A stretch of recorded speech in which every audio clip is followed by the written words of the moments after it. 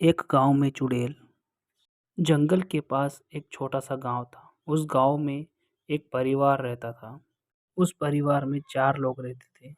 मेरे दादाजी, दादी माँ, पापा और मम्मी। दादाजी एक सरकारी अधिकारी थे जो अपने दफ्तर से रोज आते जाते थे। ठंड का मौसम चल रहा था।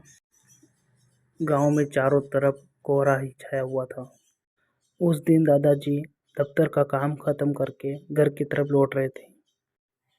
उनके साथ उनके कर्मचारी साथी भी थे। दादाजी कुछ सामान लेने के लिए बाजार में रुक गए और उनके साथी घर की ओर निकल गए। सामान लेते हुए दादाजी को टाइम का पता ही नहीं चला कि कब शाम हो चुकी थी।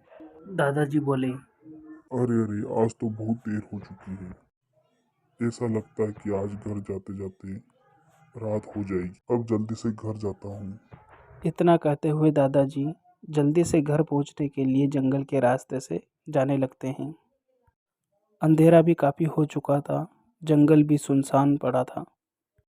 दादाजी अकेले ही जंगल में घर की ओर जा रहे थे। दादाजी थोड़ी देर और आगे चलकर देखते हैं कोई औरत जंगल में अकेली बैठी है और रो रही है। उस औरत को देखकर दादाजी रुक गए।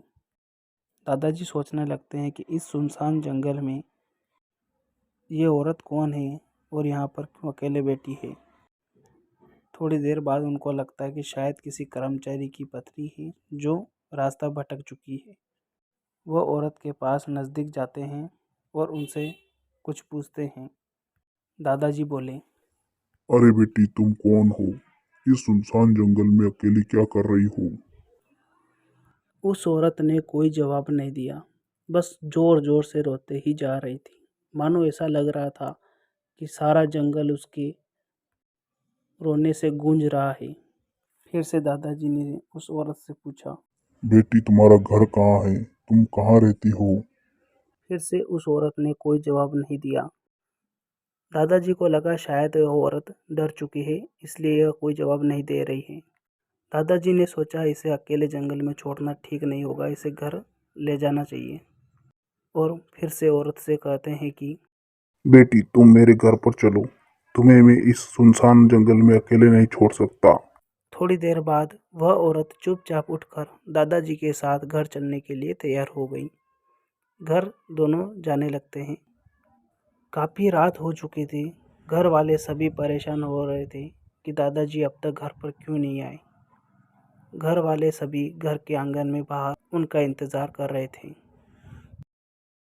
थोड़ी देर बाद दादाजी और वह औरत दोनों साथ घर आते हैं। दादाजी ने देखा कि सभी घर वाले उनका बाहर इंतज़ार कर रहे हैं। दादी माँ ने दादाजी के हाथ से सामान का थैला लेकर अपने पास रख लिया और उनसे पूछा कि यह औरत कौन है जी। फिर दादाजी ने पूरी बात दादी माँ को बताई। दादी माँ को उस औरत पर शक होने लगा था। उन्हें लगा कि यह कोई चोरनी है जो घर का सामान चुरा कर ले जाएगी।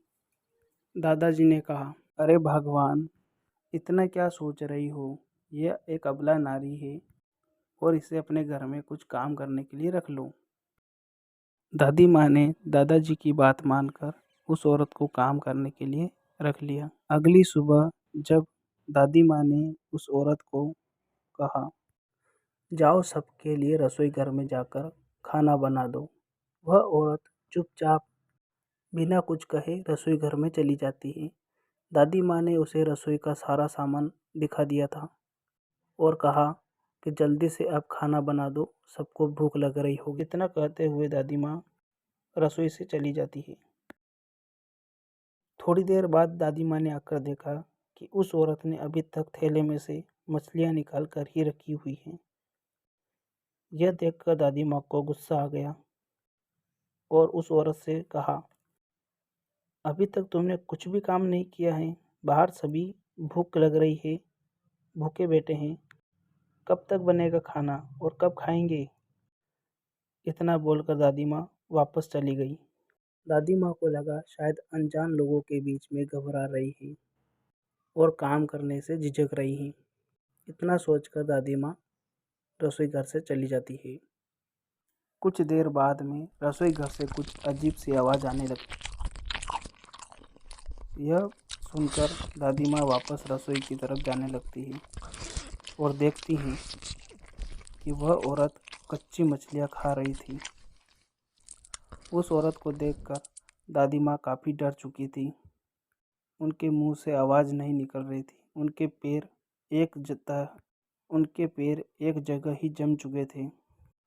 उस औरत के बड़े बड़े बाल देखकर उसके हाथों के नाखून मानो जैसे कि चुड़ैल हो। रसोई में चारों तरफ खून, मांस और हड्डियों के टुकड़े बिखरे हुए थे। यह दादी देखकर चौंक गई। चुड़ैल मछली खाने में इतनी मग्न थी कि उसका ध्यान दादी की तरफ बिल्कुल ही नहीं गया। दादी ने चूल्हे से जलती हुई लकड़ी को निकाला और उस चुड़ैल के ऊपर दे मारा। चुड़ैल को आग से डर लगता था और वह आग से जलने लगी और ज़ोर-ज़ोर से चिल्लाने लगी। यह सब सुनकर घर के सभी लोग वहाँ पर आ पहुँचे। चुड़ैल दादी माँ से कहने लगी, ये तुमने अच्छा नहीं किया। मैं तुम्हें अब नहीं छोड़ूंगी। तुम्हारे पूरे परिवार को खत्म कर दूंगी। मैं वापस आऊंगी।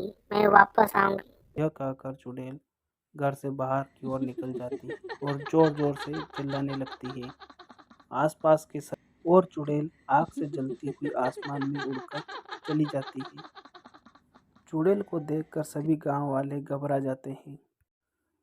थोड़ी देर बाद गांव वालों ने दादी माँ की प्रशंसा की कि उन्होंने चुड़ैल को गांव से भगा दिया।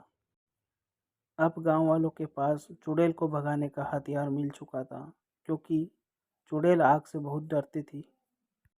अब कभी भी गांव में जब भी चुड़ैल आती थी, गांव वाले उसे आग से भगा दिया करते थे। ऐसा करते करते चुड़ैल अब बिल्कुल ही गांव में आना बंद कर दिया था। तो दोस्तों, हमारी कहानी आपको कैसी लगी? ऐसे ही नई वीडियो के लिए, नई कहानी के लिए आप हमारे चैनल को सब्सक्राइब करें और कमेंट करें और लाइक भी करें।